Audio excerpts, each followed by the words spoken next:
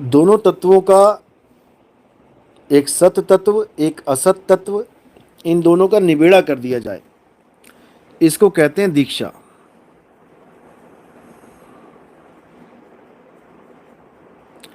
समझ लो।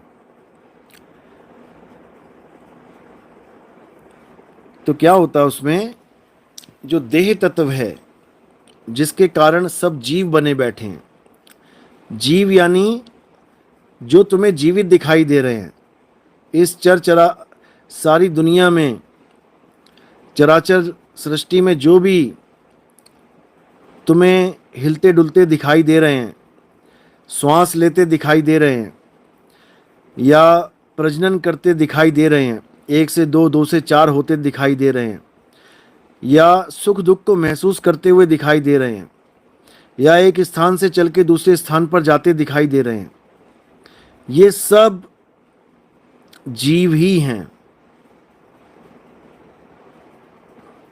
चाहे वो धरती पे हैं, चाहे वो आकाश में है, चाहे वो किसी और सौर मंडल ग्रह में हैं, वो सब जीव ही हैं, क्योंकि वो जीवन को चला रहे हैं। और जीवन क्या है? जीवन इस काया के जीवित रहने के समय को कहा जाता है। कितने समय तक ये काया जीवित है उसको जीवन कहते हैं। जीवन कहाँ से शुरू होता है और कहाँ खत्म होता है?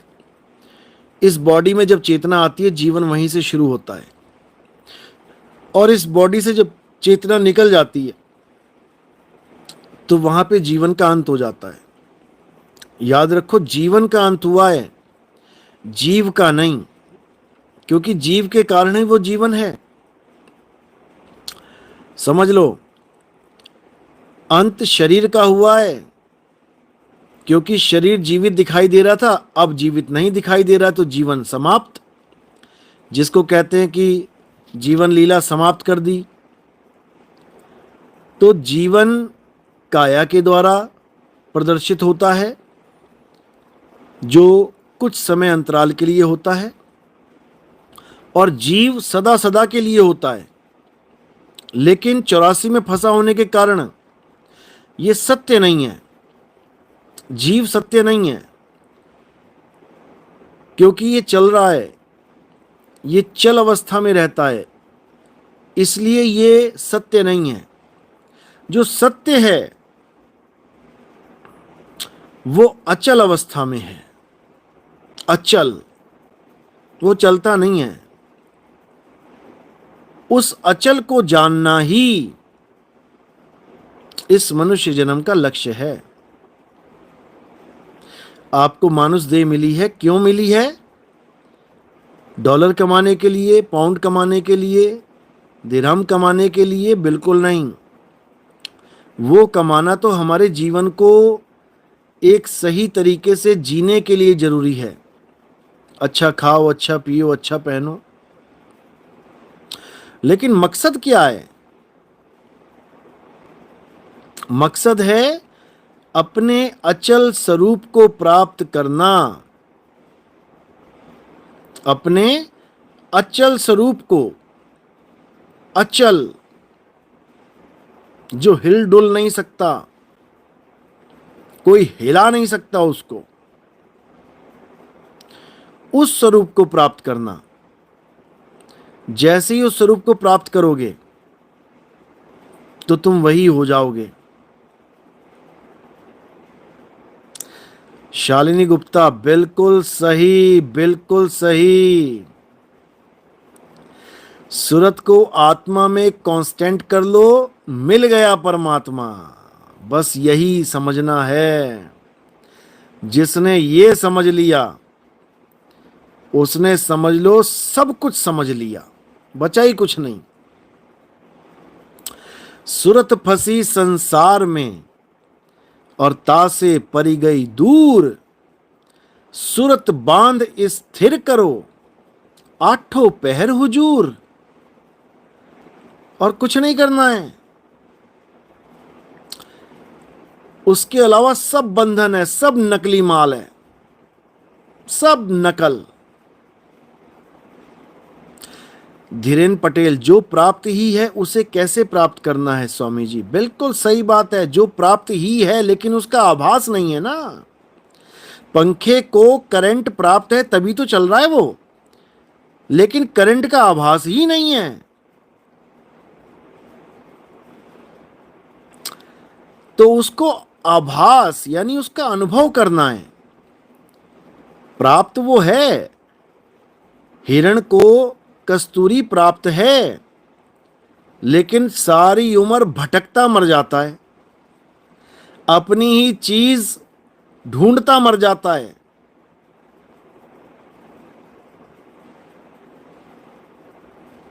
समझ लो, अपनी ही वस्तु। शालिनी गुप्ता, गुरुजी ये मैंने आपके कारण ही समझा है, थैंक्स यू। परमात्मा को थैंक्स देना है, क्योंकि ज्ञान परमात्मा की देन है, किसी इंसान की देन नहीं है। समझ लो, सच्चा ज्ञान, सत ज्ञान केवल परमात्मा ही देते हैं, उनके अलावा कोई ज्ञान नहीं दे सकता। गुरु एक माध्यम है, परमात्मा के द्वारा दिखाए गए रास्ते को गुरु आगे और लोगों को दिखाता है। ये उसका काम है, ये उसका कार्य है।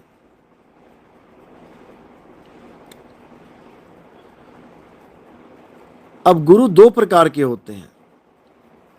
एक वो गुरु जो बिना परमात्मा के,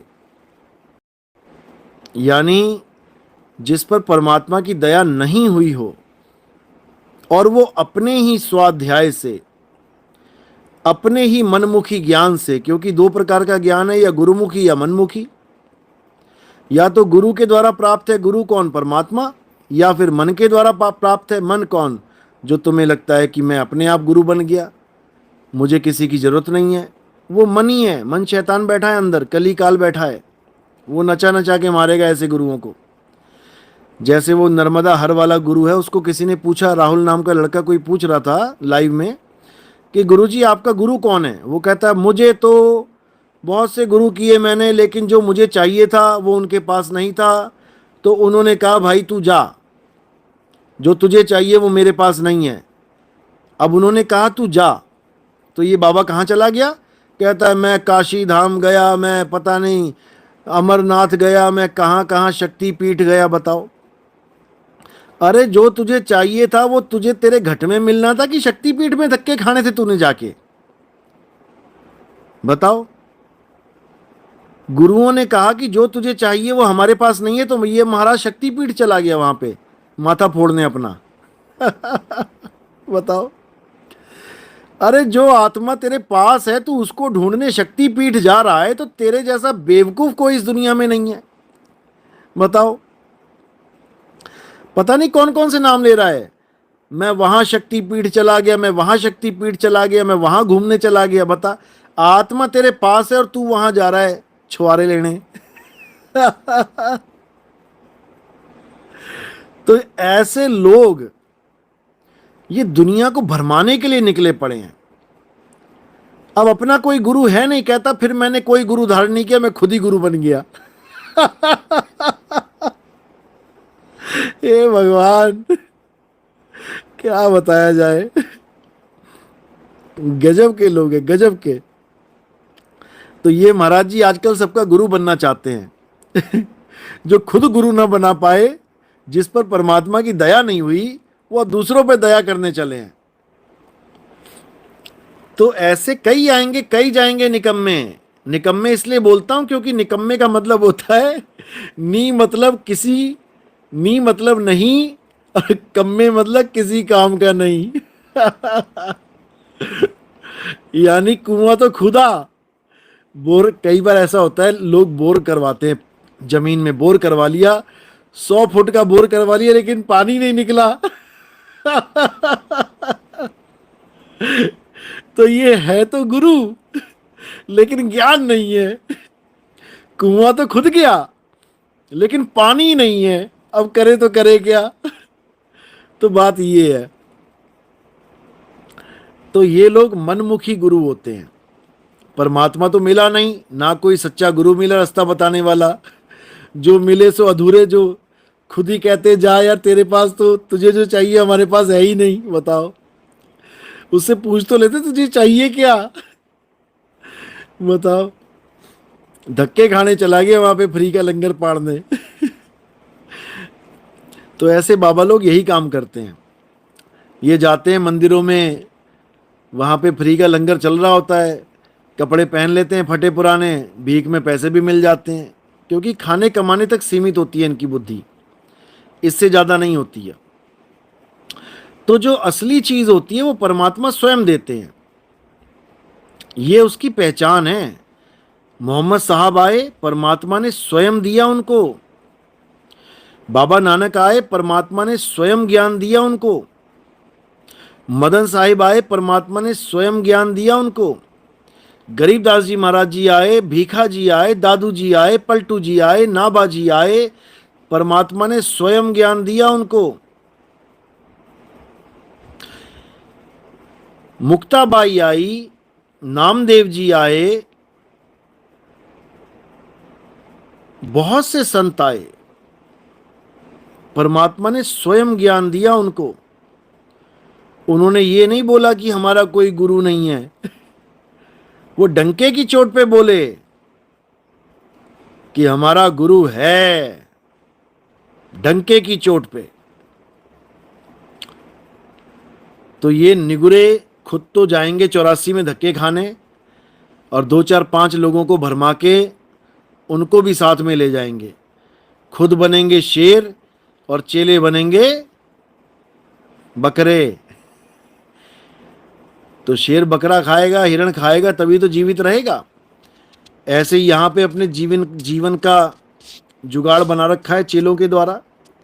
चेले आएंगे, पैसा देंगे तो दिनचर्या चलेगी, खाना खाएंगे, क्योंकि ये लोग धरती पे बोझ हैं, ऐसे गुरु लोग। तो यही साहिब समझा रहे हैं बार बार। जैसे इमाम मेहदी का नाम है, मेहदी का मतलब होता है अरबी भाषा में, मेहदी का मतलब होता है जिसको परमात्मा गाइड करे, the one who is guided by Allah and the one who will guide the whole world. यानी अल्लाह से ज्ञान प्राप्त करके दुनिया को ज्ञान देने वाला ही मेहदी है, समझ लो।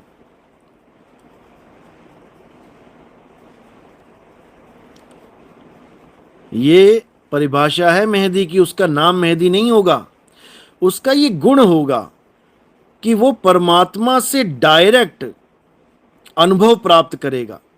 डायरेक्ट गुरु तो होगा उसका भी, लेकिन परमात्मा से डायरेक्ट अनुभव प्राप्त करेगा, और वही अनुभव आगे सब लोगों में बांटेगा। उसी अनुभव ज्ञान के द्वारा आगे का सारा कार्यभार संभालेगा। ये बोला गया है इमाम मेहदी के लिए।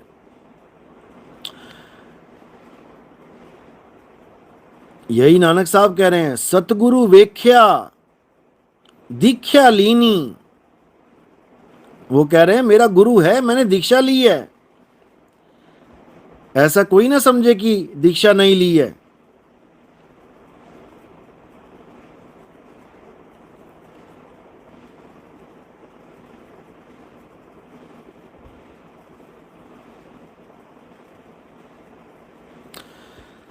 संत सिंगा जी भी आए साहिब जी, बिल्कुल बिल्कुल। सिंगा जी को भी परमात्मा ने स्वयं ज्ञान दिया। अरदास संत लगाते ही हैं और मालिक लीला करते हैं। संत रूप में आए साहिब, संत रूप में आए, जीव चेताने आए साहिब, जीव चेताने आए। अनूप भाई, आप तो मच्छर के पीछे ही पड़ गए हो। 200 बार भेज दिया होगा मैसेज। जैसे घर पर मच्छर लग रहे हो तो मच्छर मारने वाली अगरबत्ती को जला दे तो पाप तो नहीं लगेगा। देखो, जीव हत्या पाप होता है, इसमें कोई शक नहीं। लेकिन अगर आपके पास ऑप्शंस हैं तो जीव हत्या मत करो। आपके पास क्या क्या ऑप्शंस हैं? सबसे मेन ऑप्शन है मच्छरदानी। इसमें ना तो आपने कोई कॉइल जलाई, ना कोई धुआं किया, आप भी सुरक्षित, मच्छर भी सुरक्षित, और मच्छर आपसे दूर भी हैं। मच्छरदानी लगा लो। अब मच्छरदानी नहीं है तो ओडोमॉस लगा लो, उससे भी मच्छर नहीं लगता है, उसकी खुशबू सूंघ के मच्छर भाग जाता है। ओडोमॉस नहीं है तो आप कॉइल लगा लो। क्यों? क्योंकि ये मनुष्य चोला बड़ा अनमोल है भाई। एक मच्छर के लिए तुम अगर एक मच्छर के लिए तुम अपने शरीर का त्याग करना चाहते हो तो भले मत लगाना। क्योंकि अगर क्योंकि अगर तुम्हें मलेरिया हो गया, डेंगू हो गया, तो तुम्हें लेने के देने पड़ जाएंगे। तो इस काया को बचाना भी उतना जरूरी है जितना किसी जीव को बचाना। उससे लाख गुना ज्यादा जरूरी है अपनी काया को बचाना। आत्म हत्या सबसे बड़ा पाप है, आत्म रक्षा सबसे बड़ा पुण्य है। अब आत्म रक्षा के लिए तुम्हें मच्छर छोड़ो, शेर को भी मारना पड़े तब भी मारना पड़ेगा, तब भी तुम्हें कोई पाप नहीं लगेगा। याद रखो, मच्छर तो बहुत छोटी चीज है। अपनी आत्म रक्षा के लिए तुम्हें शेर छोड़ो, तुम्हें आदमी को मारना पड़ जाए, तब भी तुम्हें पाप नहीं लगेगा। नहीं तो सारे फौजी पापी हैं।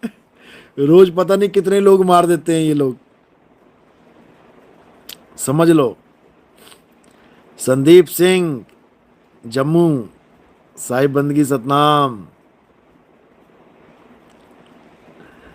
तो भैया, एक मच्छर जिंदा आदमी को मुर्दा बना देता है। हल्के में मत लेना उसको। और तुम्हें ये जानकर बड़ी